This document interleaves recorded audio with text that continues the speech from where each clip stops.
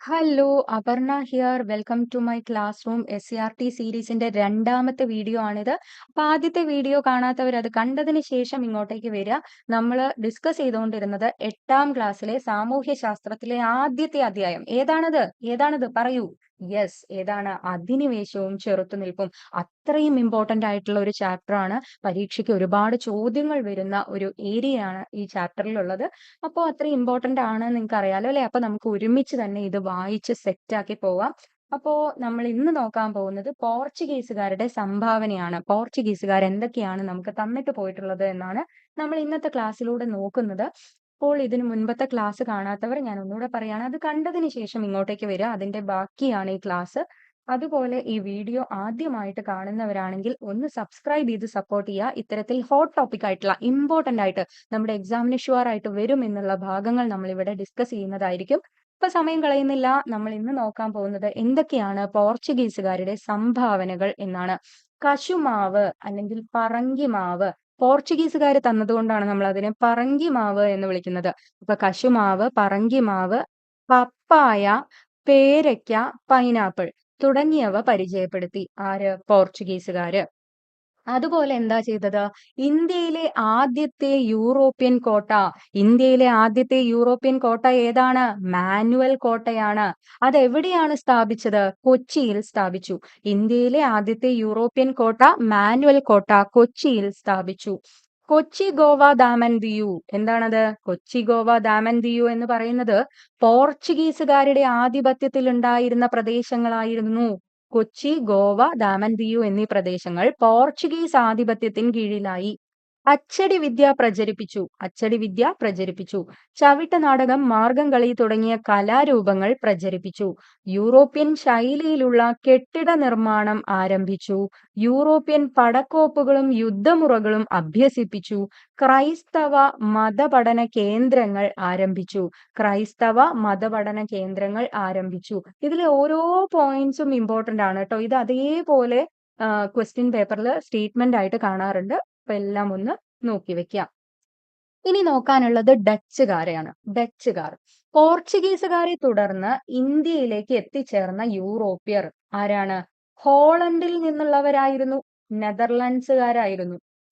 ഡച്ചുകാർ എന്നാണ് ഇവർ അറിയപ്പെട്ടിരുന്നത്. ഡച്ചുകാർ എന്നാണ് ഇവരെ വിളിച്ചിരുന്നത്. നാഗപട്ടണം, ബറോച്ച്, അഹമ്മദാബാദ്, ചിൻസുര എന്നിവയായിരുന്നു ഡച്ചുകാരുടെ ഇന്ത്യയിലെ പ്രധാന വാണിജ്യ കേന്ദ്രങ്ങൾ. ഇത് പരീക്ഷയ്ക്ക് ചോദിക്കാറുണ്ട്. ഏതൊക്കെയാണ് ഡച്ചുകാരുടെ ഇന്ത്യയിലെ പ്രധാന വാണിജ്യ കേന്ദ്രങ്ങൾ? എങ്ങനെ ഓർത്തു വെക്കും? ദാ ഇങ്ങനെ ഓർക്കാൻ പറ്റുമോ നോക്കിയേ. ചിന ചിനാബന ചിനാബന ആണ് ചിനാബന ആണ് ഡച്ചുകാരുടെ ഇന്ത്യയിലെ പ്രധാന വാണിജ്യ കേന്ദ്രങ്ങൾ. ചിന എന്ന് പറഞ്ഞാൽ ചിൻസുര. AH എന്താണ്? AH അഹമ്മദാബാദ് ആണ്. BA Bharuch, NA Nagapattinam. ചിനാബന എന്ന് ഓർത്തു വെക്കുക. ചിനാബന, ചിൻസുര, അഹമ്മദാബാദ്, ബറോച്ച്, നാഗപട്ടണം. ഇതെന്താണ്? ഡച്ചുകാരുടെ ഇന്ത്യയിലെ പ്രധാന വാണിജ്യ കേന്ദ്രങ്ങളാണ്.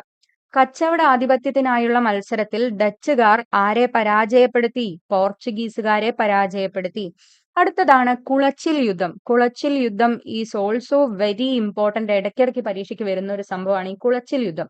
1741 കന്യാകുമാരിക്കടുത്തുള്ള കുളച്ചിലിൽ വെച്ച് തിരുവിതാംകൂർ ഭരണാധികാരിയായിരുന്ന മാർത്താണ്ഡവർമ്മയും ഡച്ചുകാരും തമ്മിൽ ഏറ്റുമുട്ടുന്നത്.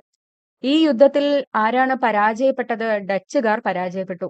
പരാജയപ്പെട്ടതോടെ ഡച്ചുകാർക്ക് ഇന്ത്യയിലെ ആധിപത്യം നഷ്ടപ്പെട്ടു. ഒരു യൂറോപ്യൻ ശക്തി ഇന്ത്യൻ ഭരണാധികാരിയോട് പരാജയപ്പെട്ട ആദ്യത്തെ യുദ്ധമായിരുന്നു ഇത്. അത് തന്നെയാണ് ഈ യുദ്ധത്തിന്റെ ഇമ്പോർട്ടൻസ് എന്ന് പറയുന്നത്. ഈ സെന്റൻസ് അതുപോലെ പരീക്ഷയ്ക്ക് ചോദിച്ചിട്ടുണ്ട്.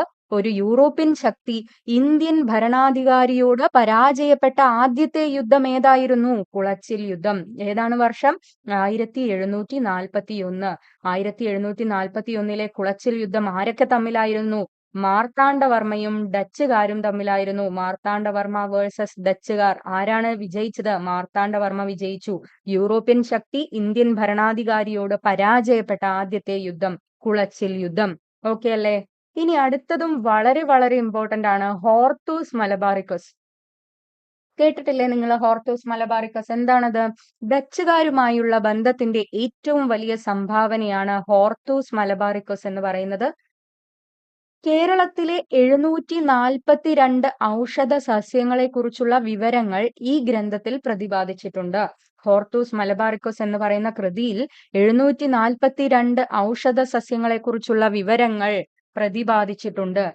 ഡച്ച് ഗവർണർ ആയിരുന്ന ഹെൻറിക് വാൻ റീഡ്, ആരാണ്? ഡച്ച് ഗവർണർ ആയിരുന്ന ഹെൻറിക് വാൻ റീഡ് ആണ് ഈ കൃതിയുടെ രചനയ്ക്ക് നേതൃത്വം നൽകിയത്.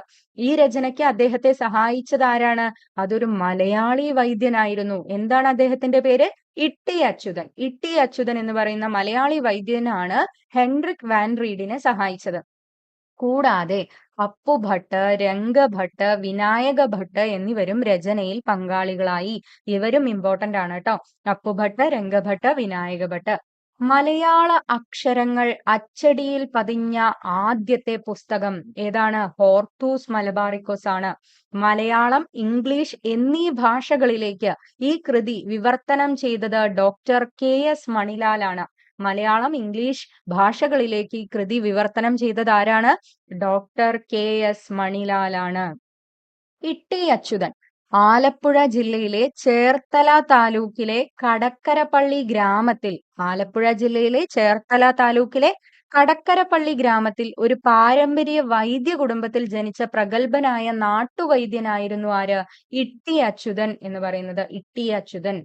ഇട്ടി അച്യുതനാണ് ഹോർത്തൂസ് മലബാറിക്കസ് രചിക്കാൻ വേണ്ടിയിട്ട് ഹെൻറിക് വാൻ റീഡ്, ഡച്ച് ഗവർണറായ ഹെൻറിക് വാൻ റീഡിനെ സഹായിച്ചത്. ഇനി അടുത്തതാണ് ഫ്രഞ്ചുകാർ. ഡച്ചുകാർക്ക് ശേഷം ശരിക്ക് ഇന്ത്യയിൽ വന്നത് ആരാണ്? ബ്രിട്ടീഷുകാരാണ്. ഡച്ചുകാർക്ക് ശേഷം ആര് വന്നു? ബ്രിട്ടീഷുകാർ വന്നു, അതായത് ഇംഗ്ലീഷുകാർ. പിന്നീട് വന്ന ആൾക്കാരാണ് ആര്? ഫ്രഞ്ചുകാര്. ഫ്രഞ്ചുകാര് കച്ചവടത്തിനായി ഇന്ത്യയിൽ എത്തിച്ചേർന്നു. ദക്ഷിണേന്ത്യയിൽ ആധിപത്യത്തിനായി ബ്രിട്ടീഷുകാരും ഫ്രഞ്ചുകാരും തമ്മിൽ നടന്ന യുദ്ധങ്ങളായിരുന്നു ഏത്? കർണാട്ടിക് യുദ്ധങ്ങൾ. ഈ യുദ്ധത്തിൽ ബ്രിട്ടീഷുകാർക്കായിരുന്നു അന്തിമ വിജയം. ബ്രിട്ടീഷുകാരാണ് ജയിച്ചത്. തൽഫലമായി ഫ്രഞ്ചുകാരുടെ ആധിപത്യം എവിടേക്ക് ചുരുങ്ങി? പോണ്ടിച്ചേരി അഥവാ പുതുച്ചേരി, യാനം, കാരയ്ക്കൽ, മാഹി എന്നീ പ്രദേശങ്ങൾ മാത്രമായി ചുരുങ്ങി. അപ്പോ ഫ്രഞ്ചുകാരുടെ ആധിപത്യം ഉണ്ടായിരുന്ന പ്രദേശങ്ങൾ ഏതൊക്കെയാണ് എന്ന് പരീക്ഷയ്ക്ക് ചോദിക്കും. അപ്പൊ ഏതൊക്കെയാണത്? പോണ്ടിച്ചേരി, മാഹി, കാരയ്ക്കൽ, യാനം. എങ്ങനെയാണ് നിങ്ങൾ ഓർത്തു വെക്കാറ്? നമുക്ക് ഇങ്ങനെ ഒരു കോഡ് ഓർത്തു വെച്ചാലോ? പോണ്ട മാഹി. മാഹി. മഹേന്ദ്ര സിംഗ് ധോണിയുടെ ഫാൻസ് ആരെങ്കിലും ഉണ്ടെങ്കിൽ ക്ഷമിക്കുക, ഞാൻ അദ്ദേഹത്തെ അല്ല ഉദ്ദേശിച്ചത്. ഓക്കെ, പോണ്ട മാഹി കരയാൻ എന്നൊന്ന് ഓർത്തു വെച്ചേ. പോണ്ട എന്ന് പറഞ്ഞാൽ പോണ്ടിച്ചേരി, മാഹി എന്ന് പറഞ്ഞാൽ ആരാണ്? മാഹി തന്നെ.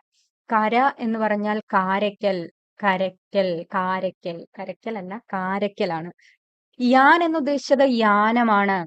പോണ്ടിച്ചേരി, മാഹി, കാരയ്ക്കൽ, യാനം. പോണ്ടമാഹി കരയാൻ. പോണ്ടമാഹി കരയാൻ എന്ന് പറഞ്ഞാൽ പോണ്ടിച്ചേരി, മാഹി, കാരയ്ക്കൽ, യാനം ഫ്രഞ്ചുകാരുടെ ആധിപത്യത്തിൽ ഉണ്ടായിരുന്ന പ്രദേശങ്ങളാണ്. ഫ്രഞ്ചുകാരുടെ ആണ് എന്ന് ഓർത്തു വെക്കാൻ നിങ്ങൾ ഇങ്ങനെ പഠിക്കുക: ഫ്രഞ്ചിലേക്ക് പോണ്ട. French, French. ഫ്രഞ്ചിലേക്ക് പോണ്ട മാഹി കരയാൻ എന്ന് ഓർത്തു വെക്കുക. ഫ്രഞ്ചിലേക്ക് പോണ്ട മാഹി കരയാൻ. ഓക്കെ, ഫ്രാൻസിലേക്ക്, ഫ്രാൻസിലേക്ക് അല്ലെങ്കിൽ ഫ്രഞ്ചുകാരുടെ അടുത്തേക്ക്, ഫ്രഞ്ചുകാരുടെ അടുത്തേക്ക് എന്നോ ഫ്രാൻസിലേക്ക് എന്നോ എങ്ങനെയെങ്കിലും ഓർത്തു വെക്കാം. പോണ്ട മാഹി കരയാൻ, അതായത് പോണ്ടിച്ചേരി, മാഹി, കാരയ്ക്കൽ, യാനം എന്നീ പ്രദേശങ്ങളാണ് ഫ്രഞ്ചുകാരുടെ അധീനതയിൽ ഉണ്ടായിരുന്നത് എന്ന് ഓർത്തു വെക്കാൻ വേണ്ടി പറഞ്ഞു എന്നേ ഉള്ളൂ. ഓക്കെ അല്ലേ? ഇനി അടുത്തത് കർണാട്ടിക് യുദ്ധമാണ്. കർണാട്ടിക് യുദ്ധം എന്താണ്? കർണാട്ടിക് യുദ്ധങ്ങൾ ഇന്ത്യയിൽ ഫ്രഞ്ചുകാരും ബ്രിട്ടീഷുകാരും തമ്മിലുണ്ടായ യുദ്ധങ്ങളാണ് കർണാട്ടിക് യുദ്ധങ്ങൾ. ആരൊക്കെ തമ്മില്? ഫ്രഞ്ചുകാരും ബ്രിട്ടീഷുകാരും തമ്മിലുണ്ടായ യുദ്ധങ്ങളാണ് കർണാട്ടിക് യുദ്ധങ്ങൾ. ഇന്നത്തെ തമിഴ്നാടിന്റെ ഭൂരിപക്ഷ പ്രദേശങ്ങളും ആന്ധ്രാപ്രദേശിന്റെ തെക്കൻ തീരപ്രദേശങ്ങളും ഉൾപ്പെടുന്ന മേഖലയാണ് കർണാട്ടിക് എന്ന് പറയുന്നത്. ഓക്കെ അല്ലെ? ഇന്നത്തെ തമിഴ്നാടിന്റെ ഭൂരിപക്ഷ പ്രദേശങ്ങളും ആന്ധ്രാപ്രദേശിന്റെ തെക്കൻ തീരപ്രദേശങ്ങളും ഉൾപ്പെടുന്ന മേഖലയെയാണ് കർണാട്ടിക് എന്ന് വിളിച്ചത്. 3 കർണാട്ടിക് യുദ്ധങ്ങളാണ് നടന്നത്. കർണാട്ടിക് യുദ്ധത്തിൽ ആര് പരാജയപ്പെട്ടു?